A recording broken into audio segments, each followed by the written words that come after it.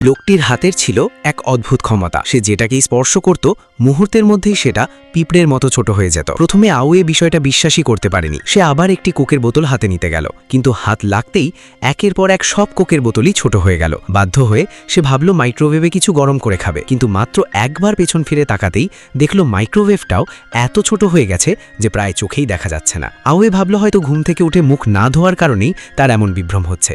তাই সে দাঁত ব্রাশ করতে বাথরুমে গেল, কিন্তু টুথপেস্টে হাত দিতেই সেটাও ক্ষুদ্র হয়ে গেল। টুথব্রাশ দিয়ে অন্তত দাঁত মাজবে ভাবছিল, কিন্তু সেটাও মুহূর্তেই দাঁতের খিলির মতো ছোট হয়ে গেল। সে কিছুই বুঝে উঠতে পারছিল না।